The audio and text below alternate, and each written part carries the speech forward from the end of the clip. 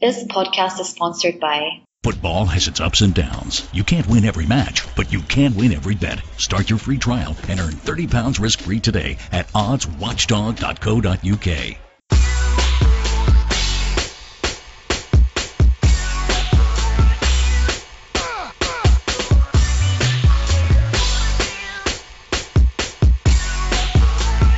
Hello everyone and welcome to another edition of the Gooner Ramble. Tonight I'm joined with the wonderful Akhil, regular Akhil. How are you, mate? Regular Akhil's fine, thank you very much. Sorry, I don't really know why I quite came out with that one. It's been so long since I've done one. I'm really looking forward to chatting about it tonight. It's just we haven't got the best of topics following what's been going on with Arsenal recently. But I'm delighted to also announce that we've got Chris Wheatley on the show tonight. How are you tonight, Chris? Well, thanks for having me, James. Firstly, really happy to be here. Not feeling too good though, obviously, after Monday night's horrible defeat. But hopefully we can pick bones through it and analyse the performance in a bit more depth.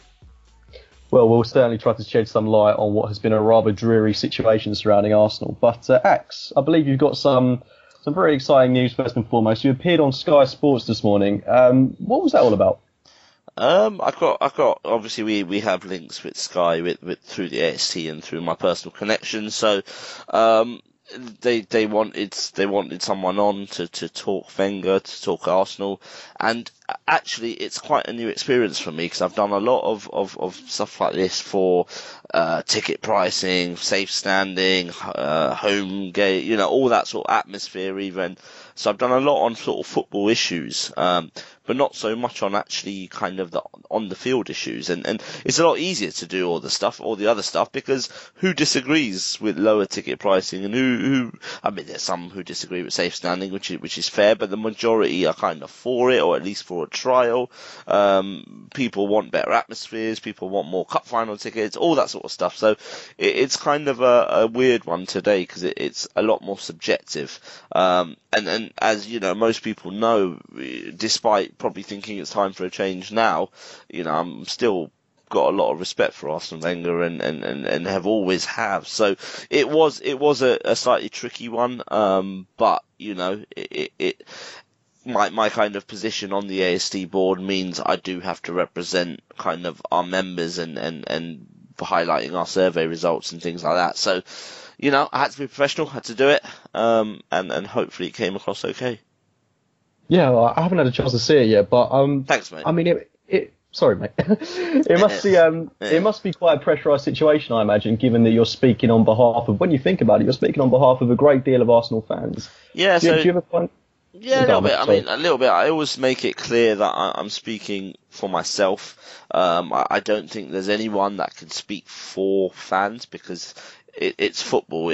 Everyone's got an opinion. That's what's great about it. So I always make it very clear that, when I'm speaking, I'm speaking on behalf of myself, and giving my points of view. But where it comes under that sort of AST umbrella is, things like the survey results. So, that I'm not speaking, that I'm telling people that 78% of Arsenal fans who are members who filled in the survey think it's time for Arsene Wenger to leave at the end of the season. So that's not my opinion. That's 78% of members' opinion. So that's a little bit easier to kind of say. But no, we stick to the facts. We stick to our conversations we've had with members, whether that's in meetings, at games, on sort of social media and through our email database. But yeah, you kind of just have to try and be as fair as you can, and a lot of it is the general mood. I mean, I would have been a right idiot to come on today and pretended like everything's rosy and it's just a bad run, when being at Crystal Palace we all saw what happened. We all saw what happened in the away end as well. So you kind of have to sense the mood as well of the crowd, and you just kind of have to go with what you think, I think. You mentioned briefly there this survey that the AST has conducted on Arsene Wenger. Just talk me through that briefly. Yeah, so it was we usually do a survey at the end of every year, so in the summer, which is, and we still will this summer, and that's on general football issues, ownership at Arsenal, the manager, the chief exec, and all that sort of stuff, and apart from the recent one, the majority have always been behind Arsene Wenger, and I think I'm right in saying even last summer that the majority was still behind Arsene Wenger, even though it was a lot closer than it has been before. This year we decided to do it earlier for a few reasons. One was because our members were contacting us quite often, asking us where do we stand on the Arsene Wenger debate, where do we stand on Arsenal at the moment, and the other thing was I guess it was Arsene Wenger himself saying sort of he'll make a decision March or April, and okay, now it turns out we probably won't know till the summer, but at the time we thought it might be March, April, so we thought if we do a survey in the summer, then by then it'd already be 2 months into his new 2-year contracts, and then suddenly it's a little bit irrelevant. So we felt we needed to do it early. All the other fan groups had gone early, and obviously with sort of like protest and the noise on social media and the noise at grounds and certainly away games, we felt we had to. And then, there's an ASD board and everyone has an opinion on the ASD board. Some are a bit more militant, some are a little bit more or mellow, some are in the middle. But at the end of the day, we're representing, we're representing a membership, so it's not really about our opinion. Our opinion is the same as everyone else's. So we felt we had to ask the question. 78% of people do think that a new contract wouldn't be justified and that Arsene Wenger should go at the end of this year, at the end of this season. From that, a very, very small percentage, I think it was about 3% of the 78 thought he should be either sacked or leave kind of right away. So the majority were kind of wanting him to see out the season, and were very respectful. So we had a comment section as well, which we had kind of analysed by an independent company who analyses kind of surveys and things like that. And the main kind of, we had a little word cloud made, and a lot of the words were respect, grateful, appreciated, wonderful things, legacy, kind of things like that. So generally, most of our members, even the ones who had said it's time to go, were very respectful and grateful for what he's done.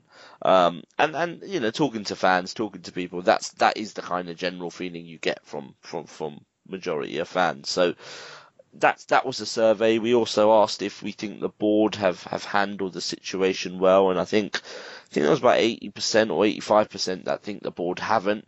Again, that's obviously subjective as well. But I mean, it seems like all our members certainly are thinking the same thing. So yeah, that was the survey. And I would say that survey, in terms of numbers you've got, I would say that's really rather accurate in terms of representation of the fan base. Yeah. 78% wanting change at the club, essentially. Yeah. And Chris, is that something you would agree with? Would you buy into the idea that, I mean, the majority of Arsenal's fan base at the minute want Arsene Wenger to leave respectfully and can appreciate that it is time for change to be implemented at the club? Yeah, I mean, I'd agree with Akhil there. I mean, for me, I've seen this since the start of the season.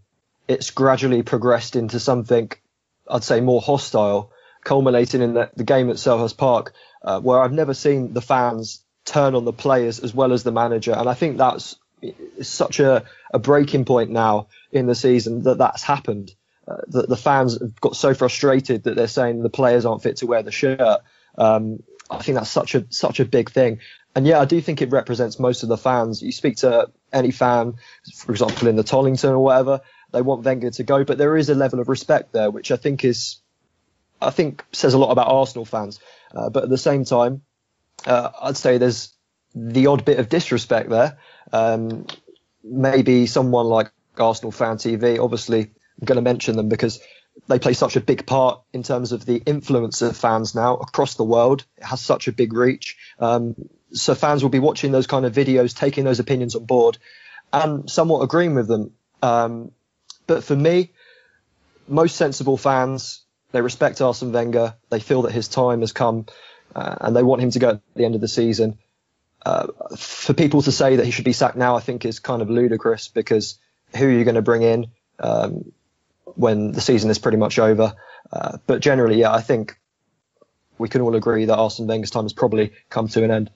I think the difference as well is that obviously when you're at a game, if you've just conceded or you've just lost it, it's very raw. Your emotional, the emotive side is there. Whereas something like a survey, it was done a couple of days after a defeat, when people are a little bit more measured. I mean, there's a reason why this podcast hasn't been recorded earlier, because I think we all needed a little bit of time just to gather our thoughts.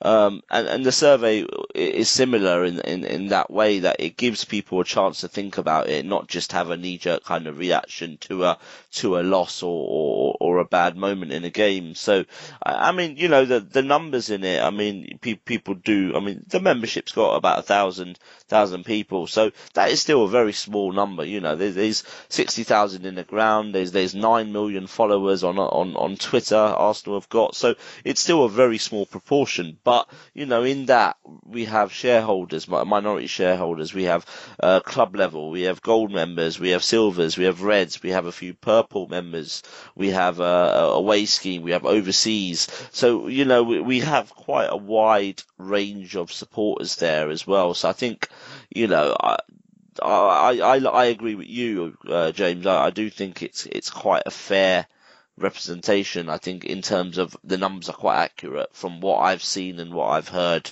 in and around sort of the club. Okay.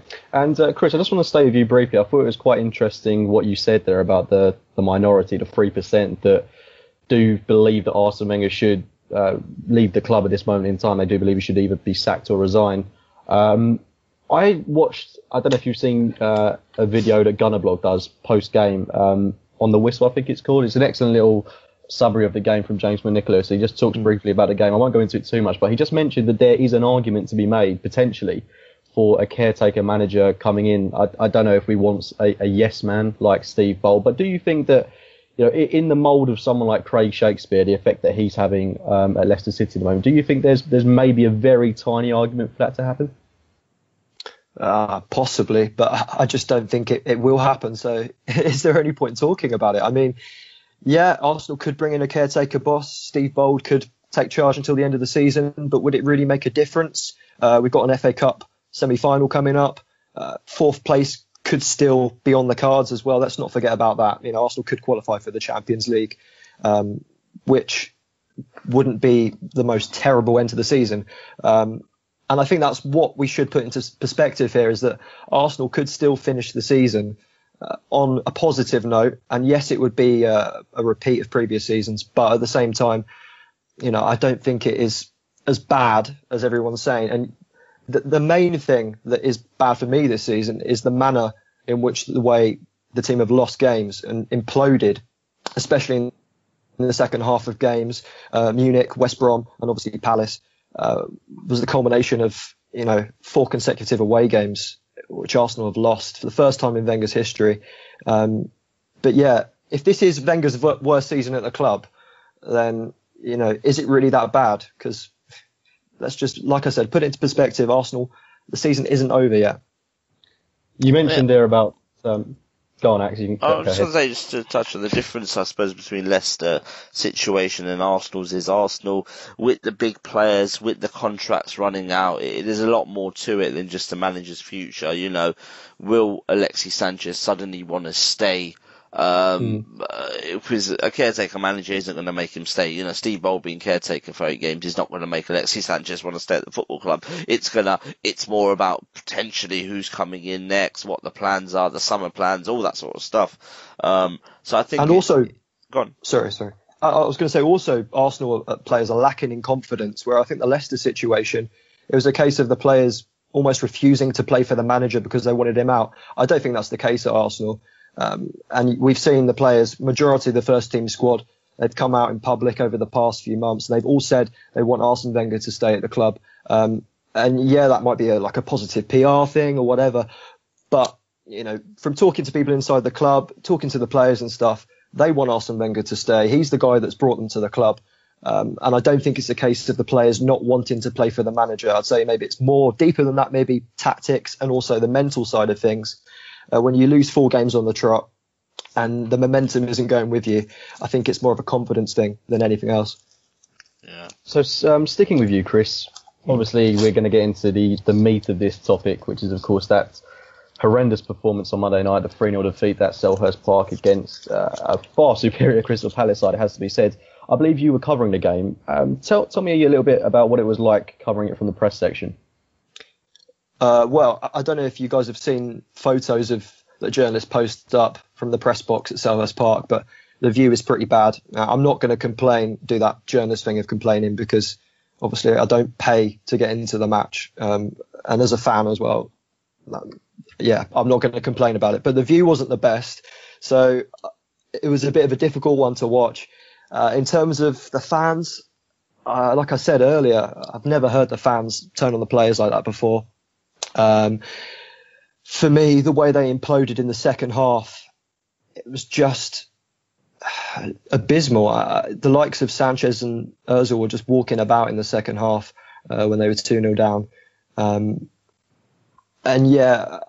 More for me, it was what happened after the game. Theo Walcott in his post-match comments said that Palace wanted it more, and that was really telling for me. It's not the first time we've heard that, though, from Theo Walcott. I believe he said this a couple of times in the past. Yeah, and I mean, Hector Bellerin said something similar after the Liverpool game. He said that, Arsenal weren't up for it, basically. And I don't think Arsenal were. Theo Walcott basically said what everyone else was thinking, that Palace did want it more. But it's not good when your captain is coming out and saying something like that. And I guess that's another talking point as well. Theo Walcott as captain. The fact that there are no leaders in this Arsenal squad is obviously another talking point. But yeah, the game itself, 72% possession.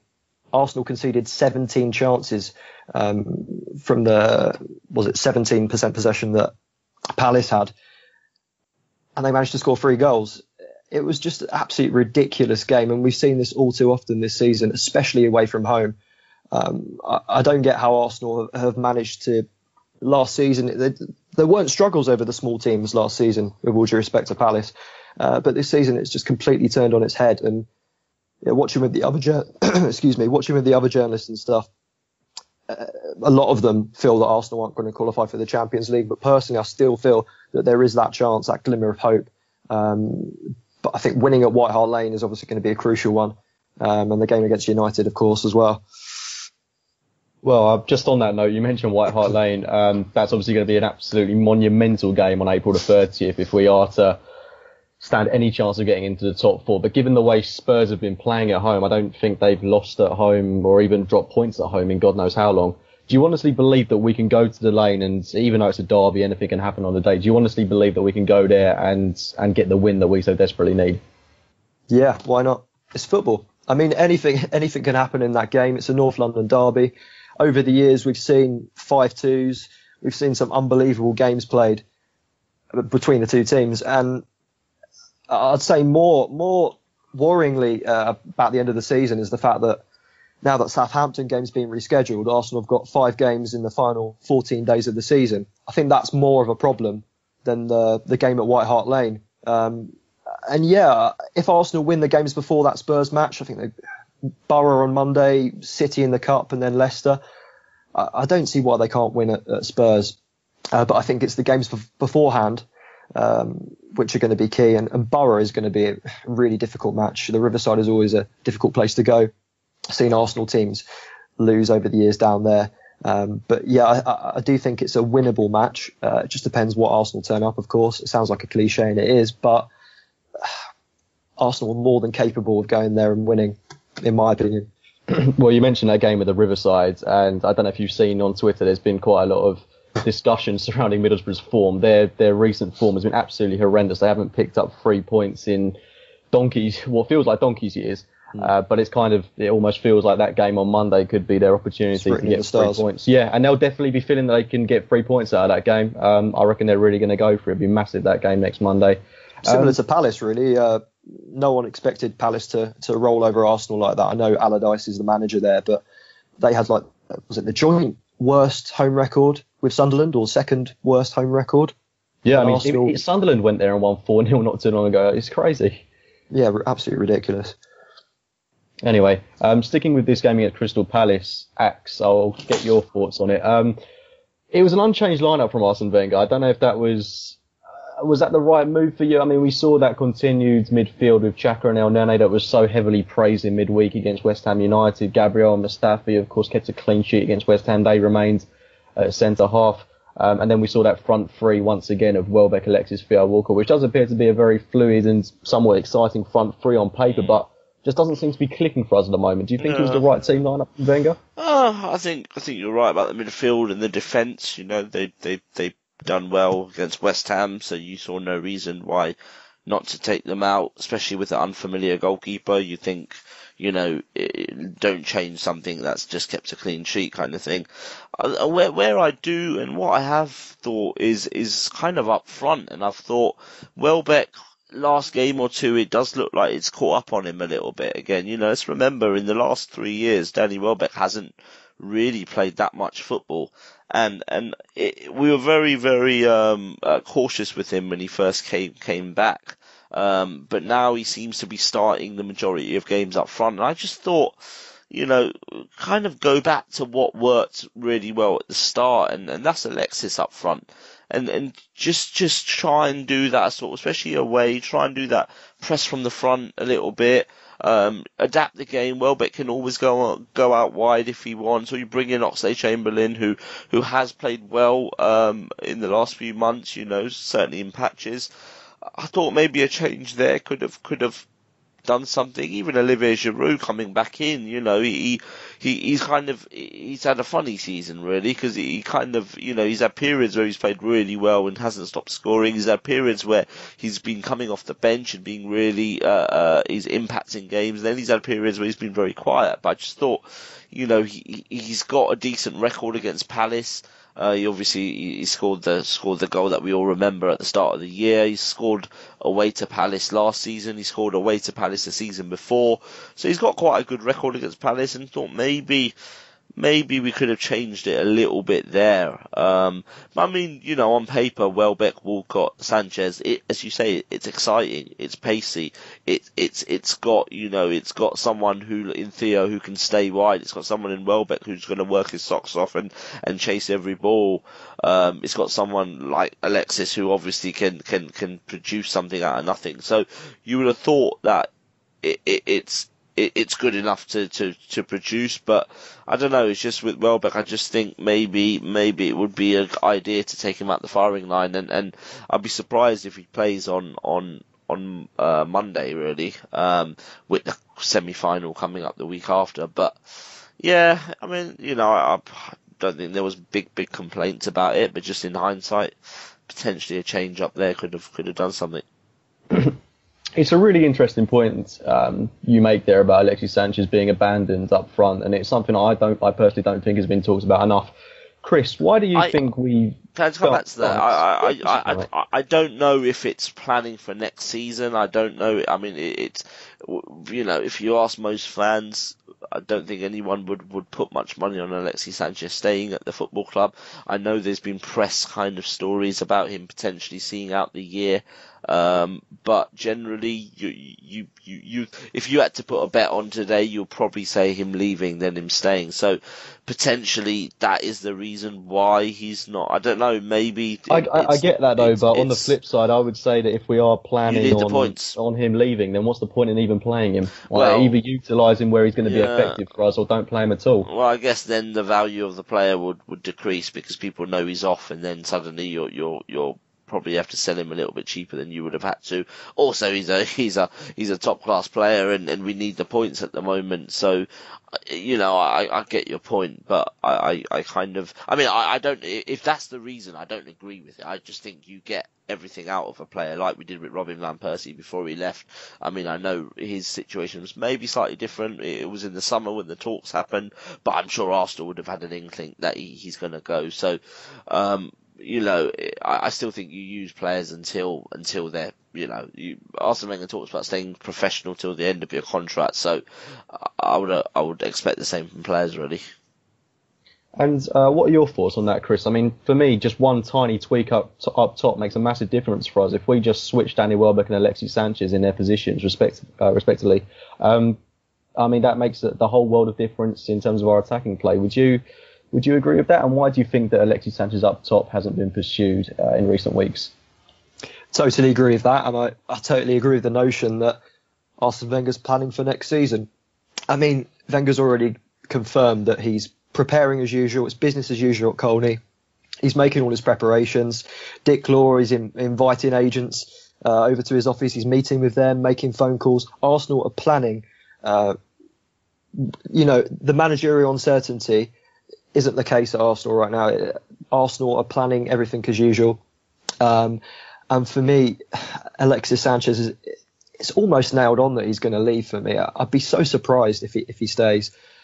He came out in the Chilean press a few weeks ago and he said he'd like to stay in a city for a long time, in a team that's winning. He was actually misquoted because a lot of people said that he said, I'd like to stay in the city, referencing London, and then all the Chelsea links came out. But he actually said in a city. So there's a big difference there. It's a small nuance, but obviously it's quite big in the larger scheme of things. For me, Alexis needs to be starting up top week in, week out. Surprise, Man City rumours have started, so maybe people have realised it was misquoted, because obviously this week we've heard a lot of City and Sanchez rumours. Sorry to interrupt. Yeah, and as far as I know, those City rumours are pretty concrete as they go. I mean, we've double sourced this in Chile. I've got some really, really good sources on this information. As far as I'm concerned, Alexis would be open to that move and would join Manchester City this summer. Whether Arsenal sell is obviously another story, but I did an article on this today. Remember those Wenger comments about Nasri and Fabregas a few years ago, 2011? Yeah. Oh, yes, I do. And obviously he said then that Nasri in particular was sold for financial and psychological reasons, basically saying he didn't have the long-term commitment, saying he wasn't committed to the club. So basically, if Sanchez says he wants to go and Wenger is still manager, I can't see Wenger standing in his way. And then obviously there's a case of Ozil, which is a completely different situation and doesn't have the same sort of things connected with it, because obviously he's got a very close relationship with Wenger. It's not the same with Sanchez. But yeah, I totally agree with James and Akhil here that he should be starting week in, week out through the middle, because that is where Arsenal have had their most success this season. That's where he scored 22 goals, got 18 assists from. So yeah, no doubt about it for me. I think the problem you have with Sanchez, and I mean, I agree in terms of Wenger's never really. I mean, we've seen players go with a year left if they're not going to sign. We've seen big players go, but I just think, he done it once with Van Persie to Man United. Could the club risk losing Sanchez to a Premier League rival again? I just think that would really be a massive backward step. Well, it would just, with all the contract, and then if you combine that with the potential extra year or two for Arsene Wenger, if you combine that with potentially Ozil, we don't know what's going to happen there. It just would be a real, it's. I mean, you think fans are reacting now? Imagine if that happened, there would be a real reaction then. Guys, can I ask you about scenario? Go on. Okay, Arsenal finish in the Champions League qualification spot. They finish fourth at the end of the season. They win the FA Cup. Arsene Wenger signs a new deal, but so do Mesut Ozil and Alexis Sanchez. Do you still want Wenger to stay? Are you happy? I'll let you answer that one first, Ax. I mean, that's a tough one. It's a tough one. I mean, for me, I would look at it the other way and think, what a glorious opportunity to go out on a high. Because will there be another opportunity like that? And sort of watching Arsene Wenger for 21 years or whatever it is, he's very much one of those, he has the ideal scenario in his head all the time, that if he stays another year, he'll give the league another shot and potentially could compete or win it and things like that. But we've kind of, 2014, we were in a similar situation where we won the FA Cup, and Arsene Wenger signed a 3-year deal with the aim of really winning and competing in the league, or competing certainly in the league, which hasn't really happened. And I just feel that, I mean, this is more from like Arsene Wenger, I think deep down most fans would love him to get a nice farewell and a nice, winning something and being able to kind of leave gracefully and with his pride intact kind of thing. And I think, potentially winning the FA Cup this year could do that. I mean, and remember, it's not, if Arsenal, and I'm not sure Arsenal will win the FA Cup, by the way, but if Arsenal were to win the FA Cup, they're not beating Wigan and Hull or Reading and Villa. They're going to beat Man City and one of Tottenham or Chelsea. And can you imagine? I mean, I heard Perry Groves on the Footballistically podcast that I listen to weekly talk about that and saying, can you imagine if Arsenal beat Spurs? And he said the same sort of thing as you, Chris, that everyone would forget about the contract, because they'll be just so happy and celebrating. But I mean, I just think what a time that would be a great time to go. And if Alexis and Mesut sign as well, as a manager, he can say, I've kept our best two players. I've just beaten our rivals. We're in the Champions League next season. We can enjoy this cup. We're going to have a massive parade because we are the team in North London and all that sort of stuff. Or if we beat Chelsea, the team in, whatever. And it'll be a perfect time really to go. So I think by staying, and it's something I've thought about deeply, that I think his legacy is really, he is risking his legacy, and that's a massive. I mean, he'll be a good poker player, Wenger, because we often, when he says things, we don't know if he means it or not, and things like that. But I think it would be a massive risk to his legacy, because if it did go wrong, it could be huge. I mean, the only other way, I was thinking of this from a PR point of view, working in PR, would be that and I don't think this would please everyone, by the way, I don't think maybe even the majority wouldn't please, but if that happened, we won the cup, we finished in the top 4, but then some sort of an announcement was made that actually we've had interviews for our next manager. Say it was Patrick Vieira. Patrick Vieira is going to be the next Arsenal manager. But he's going to come. Wenger's going to stay an extra year. There's going to be a bit of transition. There's going to be a director of football brought in. There's going to be changes made to the coaching, scouting, etc. Vieira's going to come in as a sort of a number 2 alongside Steve Bold or replacing Steve Bold, whatever. Alongside would be nice. I don't think Steve Bold is a club legend as well. But he's learning, and then people can then see the light. I think people can then see that, okay, we have a plan. We finally have a plan. It looks like we have a plan. At board level, we have a plan. And then suddenly there's a bit of clarity there. You know where Arsenal are going. You suddenly know what Arsenal are doing. And if you have those 2 players that have signed, you have someone coming in a year. There's changes to the structure. I would personally potentially accept that and think, okay, you know what, we are doing something about it. We are the board is showing leadership here. We have a plan, and yeah, fine. Give Arsene Wenger one more year to try and win the league or the Champions League, and then see what happens. But obviously, if he wins it, great. If he doesn't win it, well, thanks, Arsene. You've been amazing, and it's time to now, kind of move on, sort of thing. So that's the only kind of way I could think where some fans would be happy. I still don't think the majority will, but I think potentially some fans would be happy that there's a plan. Whereas the scenario you give, Chris, I still think, is there going to be a better time than that to kind of walk away with your head held high? Because there's no shame in walking away after 21 years, after 3 league titles, 6 FA Cups, potentially a 7th FA Cup, getting the Champions League every season, moving stadiums, keeping us on the top, bringing players like Thierry Henry, Cesc Fabregas, more recently obviously Ozil and Sanchez. I don't think there's any shame in kind of thinking, you know what, I've done as much as I can for this football club. It's now time for someone else to go forward. Sir Alex Ferguson retired, one of the greatest managers we've ever seen. He knew it was time to go, and time doesn't really wait for anyone. Everything kind of has to finish one day. So I would say it's more that way, Chris. Sorry, that was a very long answer, but it's very passionate and emotive subject. No, that was brilliant, Ax, and I would be in total agreement with you.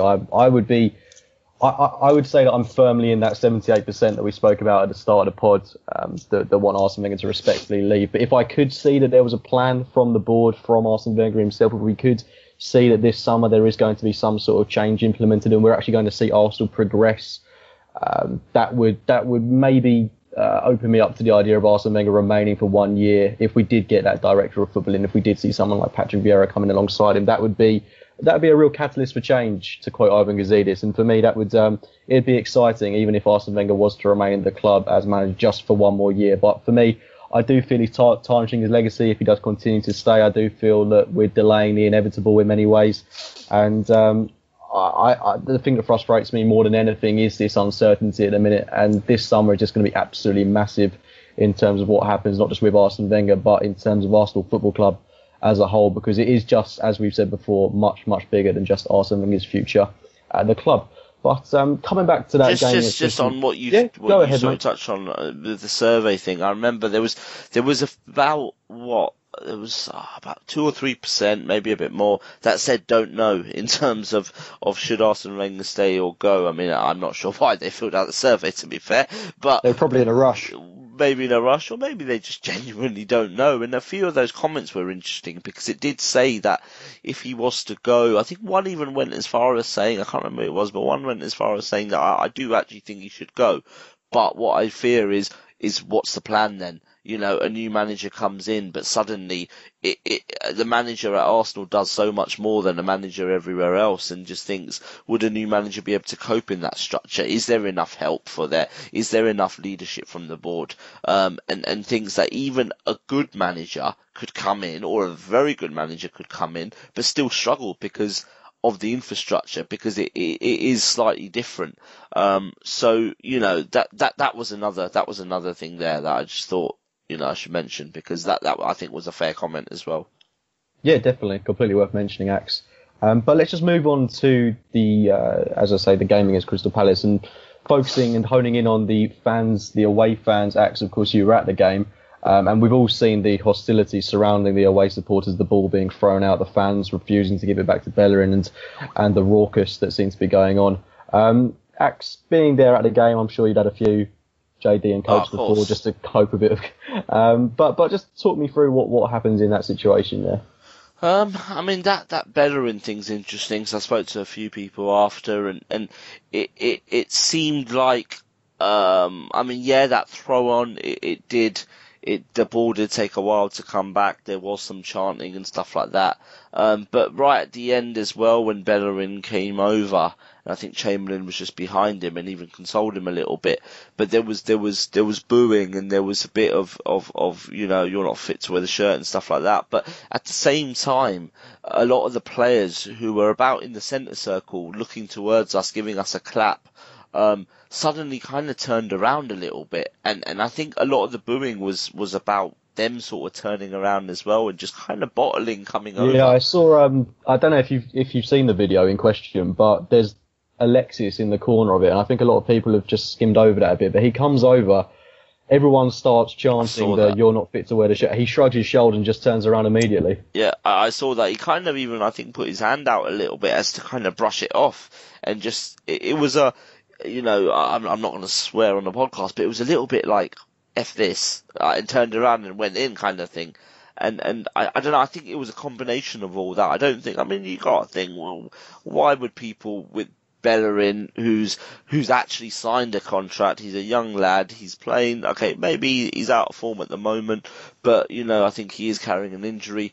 But, you know, why would you really boo someone like, or pick him out, say, you know, you're picking on everyone, you're not picking on particular players, you're picking on everyone, you're picking on the players, the manager, the team, the club, the board, but why would you pick out someone like Bellerin? So I don't think it was anything personal to him. I just think he was at the wrong place at the wrong time a little bit. Yeah, no, I'd agree with that. I do feel a bit sorry for him as a lad that's only 21, 22 years old. It must be quite difficult to take that, to have so many thousand Arsenal fans chanting abuse at you. I definitely don't feel he deserved that or deserved to be singled out. But Chris, of course, you were at the game as well. What was your take on the let's say abuse, I abuse probably isn't the right word. I do certainly feel that a lot of it was warranted towards the players because at times they definitely weren't fit to wear the shirt. But what was your take on the chants from the Arsenal fans? I mean, like I said earlier, I think it is a culmination of everything that's happened in the past few months, especially this year. I mean, Arsenal have been terrible in 2017 in particular. So I just feel that the fans just reached breaking point and just turned on the players. And I can't remember where I heard it. It might have been the Arsecast. One of the guys was saying that when do the fans ever get a chance to go face to face with a player and basically express how they feel about the game? Or, just talk to them or whatever. And maybe the players don't necessarily know how the fans feel all the time unless they watch the YouTube channels and track social media. I know a lot of the players have come across that kind of stuff. Mustafi was saying a few weeks ago that he's scrolling on Instagram sometimes and then suddenly something will come up about Arsenal or anti-Wenger, whatever, that he doesn't want to see, but he's like looking at his friends' photos or whatever. So the players are coming across this stuff, but I feel like for the fans' point of view, maybe it was a way to express how they feel. And like Akhil said earlier, the temper's just boiled over, and it's an emotional reaction to what's happening in the game. Your team are 3-0 down against a relegation threatened side. The performance wasn't good enough. The players are walking around in the second half. It was just dismal, absolutely abysmal performance. I haven't seen Arsenal. For me, that was the worst game I've seen Arsenal play this season. And I was at Munich as well. I went to the West Brom game. Just the way the players, heads down, almost gave up. For me, that was the worst game I've seen Arsenal play this season. You mentioned the apathy there from the players. Do you honestly believe now that Arsene Wenger has lost the dressing room? It's a difficult one. I don't really know what that means, lost the dressing room. I think Arsene Wenger as a coach isn't what he was when he first arrived at the club. Professor, I don't think he's tactically as astute as he was when he first arrived, and that's clear because of Arsenal's league position this season and in previous seasons. But at the same time, I feel that the players' confidence is really low. In any sport, any walk of life, when your confidence is low, you're not going to perform at your peak, your highest level. Yes, they're professional footballers. Yes, some of them are earning over £100,000 a week, but you have to remember that if you're losing game after game after game, and then the fans are turning on your own manager, you're seeing that in the stands, you're seeing the banners, it's surely going to affect you. It doesn't matter how professional you are. And for me, it's a confidence thing. It's a psychological thing. Arsenal have an in-house team of psychologists. They have a sports psychologist. They have a psychiatrist. They have, the players go to these people. Most Premier League clubs, of course, have that. Clubs across Europe. But it shows how big a part of the game that is. I interviewed a psychologist who used to work at Arsenal a few months ago, and he was telling me how important it is in modern day sport. And yeah, more than lost the dressing room, I'd say Arsenal have lost confidence. And have the players lost confidence in the manager? I guess that's kind of what you mean by lost the dressing room. Possibly. But there's no way we're going to find out from the players.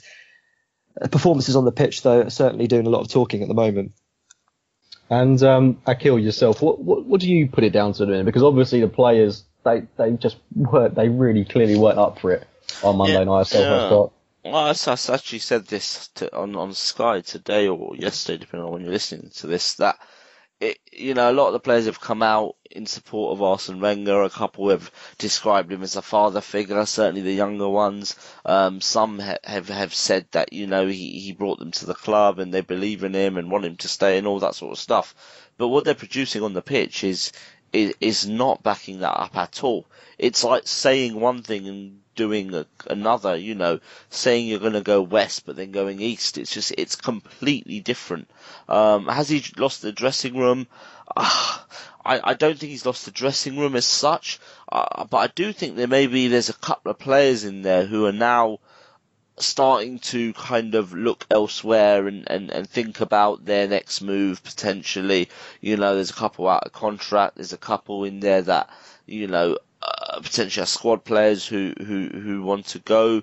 So I think there are players there that have thought about, or not thought, but are starting to think about their next move. And that's not to say they've lost confidence in Wenger maybe, but they've certainly maybe lost confidence in the club competing at the highest level for whatever reason. Which, I mean, I suppose it probably would be the manager there, but I do think there's some players potentially who are distracted. I mean, we talked about Sanchez a lot, but I don't think he's probably the only one. But I don't believe the players have been lost. I like Chris. I do think it's a confidence thing. And I think it comes down to that lack of leaders. It really does come down to the lack of leaders in that thing. There's no, even if a manager loses kind of a dressing room, that I'm not saying he has, but if they did, if you've got 3 or 4 strong-minded leaders who really have professional pride, then you would hope that they would think, well, I don't know if I still believe in the manager, but I'm a professional footballer. I don't want to lose. I'm a winner. I want to win, and things like that. And so I just think a lack of leadership potentially is an issue here. I mean, we've seen it with our captaincy over the last few games. Theo Walcott's a nice guy, but I mean, maybe this season his work rate's improved. He's become a little bit tougher, but he's still not a captain. He's not a captain. Theo Walcott needs strong-minded players around him more than the other way around. He's had a good season, I think, 19 goals. He's had a decent season, but he's not a captain, and there's players in there that aren't quite leaders. I read something today about would it have helped to bring Per Mertesacker back in a few games ago? Yeah, he has a lack of pace, but he'll organise. He'll hopefully get people up again. As Danny Welbeck said, when they were both injured, Per kept him going the whole time.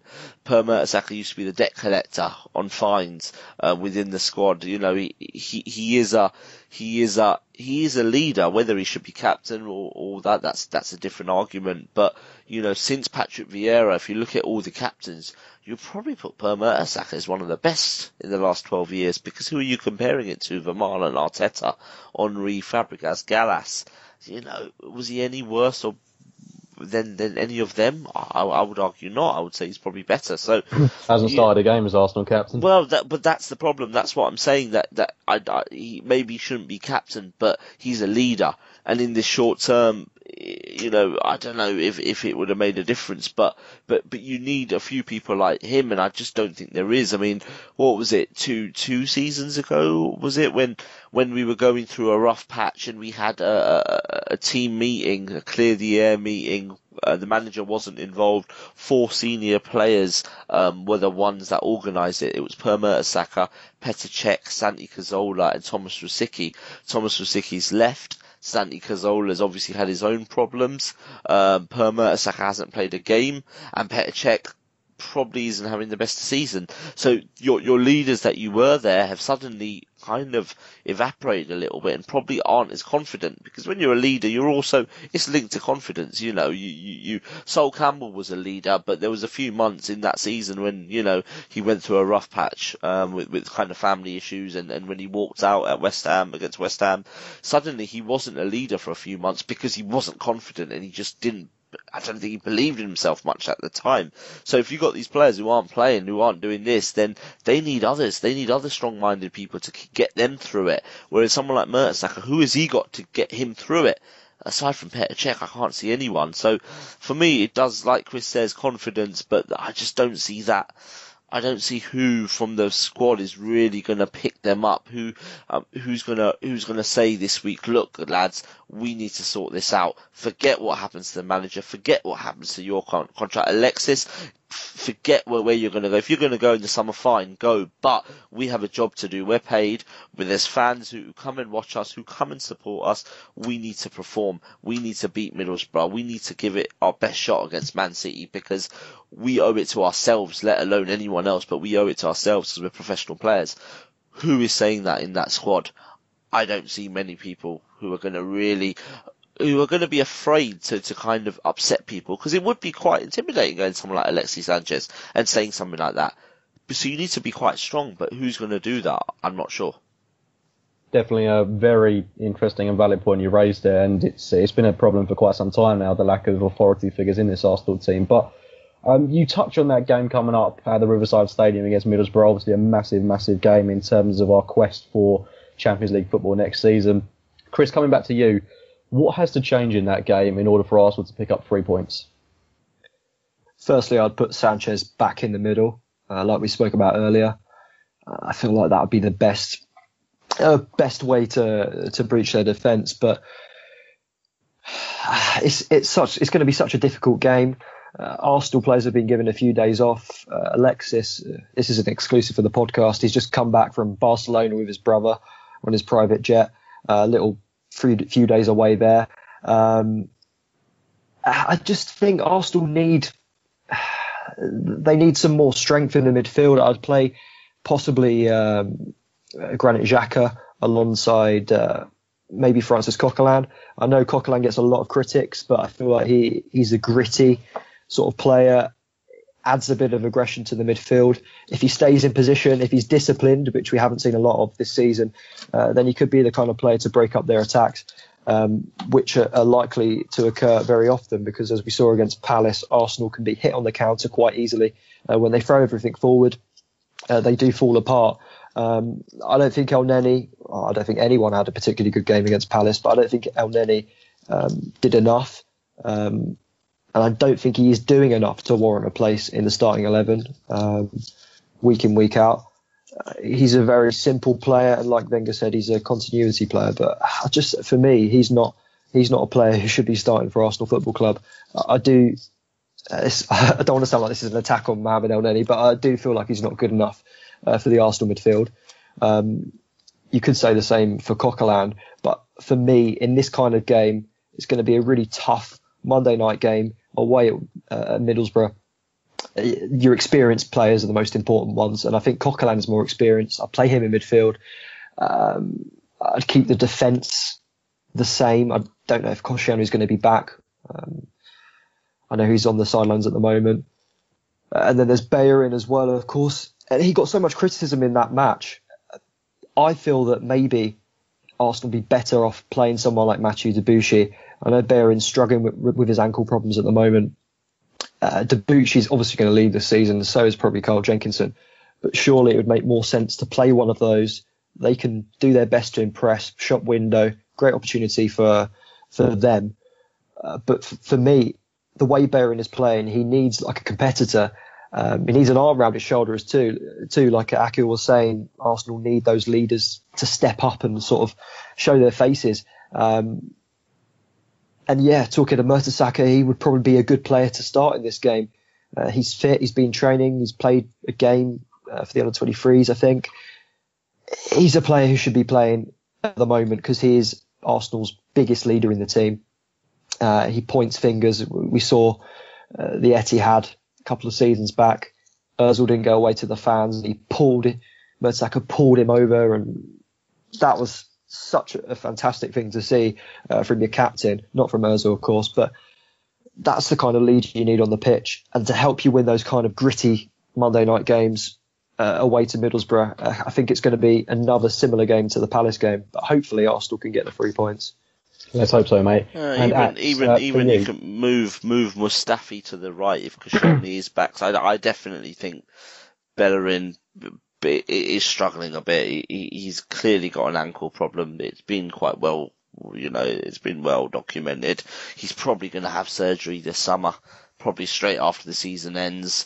And, the lad's struggling. We sometimes need to protect our players a little bit as well. So, but why not field a natural right back there Debuchy or Jenkinson? I think surely it makes sense. Yeah, I think that shop window thing is a very valid point. I mean, Matty Debuchy needs to find himself a club. I think Carl Jenkinson will find himself a club because I think he sort of knows his level now. But Debuchy probably doesn't really know his level at the moment. He played well at Newcastle, came to Arsenal, hasn't really done much through injuries and maybe a bit of attitude. But the shop window for him could work a little bit. It could be one of those agreements where you kind of say to him, look, we're going to play you, we're going to give you a chance to get in the shop window. In return, we want 100% commitment. So it's kind of both sides really win there, really.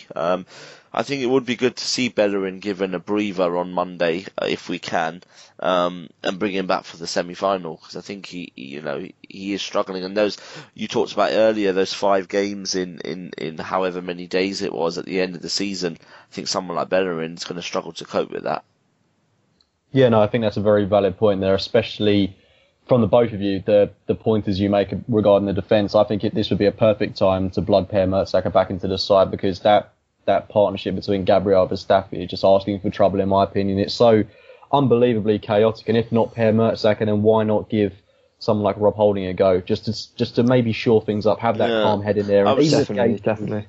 Even at the age of 21, I'd say Holding would be a good, calm, composed option to have in there. But sorry, Ax, go on, mate. No, I was thinking of that as well. The only thing with someone like Holding is with how hostile it is at the moment. You go 1-0 down, and we saw it at Palace. It's to put someone like that in. I just think it's so unfair. Maybe that's when boys become men as well, when you actually might see a different Rob. Well, not different, because we don't really maybe know what he's like in those situations. But we might actually be really surprised and think, wow, this guy's actually a bit of a leader, and but it's just a risk. There's no. We haven't really mentioned it much, but I mean, Alex Iwobi's been taken out over the last couple of weeks because potentially he wasn't playing as well as he was. Potentially because of the unrest, because we don't want to damage his confidence. We think Bellerin can handle it or whatever, but we've taken Iwobi out. I mean, when we were playing at Palace, Iwobi played in the under-23 game, didn't he? Earlier in the day. So I mean, that's kind of told you that maybe we're protecting someone like that. So that's the only fear I would have with Rob Holding, that I wouldn't want him to have a bad game or two and kind of for it to kill him a little bit. Whereas with someone like Mertesacker, he can handle it. He's got a bit more mental strength than the rest of them, so he could probably handle it. It's all about, is he fit enough? Is he match fit enough to play? Because it's obviously quite an important time at the moment, so you don't want to put him in if he's not ready. Okay, and Ax, on a final note, staying with you, what's your score prediction going into that game at Borough? Oh, mate, I did this thing with Palace, a Palace blogger on Monday, where I went 3-1 Arsenal. I mean, I got the goal, 3-3 right, it was just the other way around. So I tell you what, I wouldn't like to predict, but you know what? I'm gonna go with something that I've probably never ever predicted, because I never thought it would happen, but I'll take it. A 1-0 Arsenal. A nervy 1-0 with, where we're all over the place for 10 minutes at the end, and Negredo's kind of they're getting crosses into him every time they can, but we hold it, and we just get that big win. I'll tell you what I'm looking forward to seeing. Adama Traore absolutely ruin Monreal again. That'll be something to look forward to. Chris, what's your prediction going into this game? Similar to Akhil, I'd say I think Arsenal are going to really struggle up there for a majority of the match. But I can see him getting a goal. I can also see Borough getting a goal. But I think Arsenal will have enough, hopefully, to punish them. I'd go for a 2-1. I have a feeling Giroud could start this match. I just have a feeling. He hasn't played recently. Yeah, but I do. He keeps coming on. He keeps scoring. And I'd imagine he's getting a bit frustrated at the moment with his lack of game time, especially a similar situation to Lucas Perez. I know Perez has been injured more, but every time he plays, he seems to score. Yeah, he's not always in the team. And I think that's a big thing with Giroud. I'm sure he's going to be looking at his options this summer. I know he signed a new contract, but if an offer does come his way, he'll surely consider it. And again, that depends on Sanchez. It depends on if Arsenal buy a new striker. But yeah, I think Giroud is definitely probably not that happy at the moment. Okay, wonderful. And on that note, What's gentlemen, your prediction? My prediction. Okay. Well, I was hoping to get away with it there, but I think it's going to be a really torrid game. I really do. But I think if Arsene Wenger makes the changes that we need, if we see Olivier Giroud come back in, I think this is a perfect game for him. I think we can come away with a reasonably comfortable 2-0 win. But given the way things are going, it's really hard to call. But I just want to see, as I've mentioned many times in the past, Arsenal play well, and hopefully we'll get the 3 points that we so desperately need. First goal's key. First goal. Yeah, it's massive, absolutely massive. It sets the tone with the away fans. It sets the tone with the players. We've just got to start this game right. Simple as. Yeah. But anyway, yeah, gentlemen, it's been absolutely delightful podding with you tonight. Chris, thank you ever so much for joining us on the Gooner Ramble this evening. Pleasure, guys. Thanks for having me. And do make sure to follow Chris on all of his various social medias. I'm sure we'll leave his info in the description box below. And to regular Akhil, once again, brilliant stuff tonight, mate. Yeah, no problem at all. Wonderful. And from myself, it's been wonderful hosting this podcast. Been great chatting to two very knowledgeable Arsenal fans. Please do be sure to follow them both on their various social medias. Follow the Gooner Ramble podcast on Twitter, as always. Thank you for listening, and we'll speak to you very soon. Up the Arsenal. This podcast is sponsored by... Football has its ups and downs. You can't win every match, but you can win every bet. Start your free trial and earn £30 risk-free today at oddswatchdog.co.uk.